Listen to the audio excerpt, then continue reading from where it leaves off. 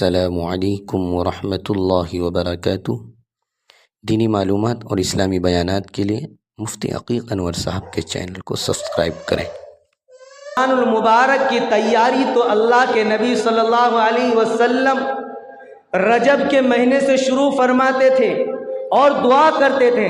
اللہم بارک لنا فی رجب و شعبان وبلغنا رمضان۔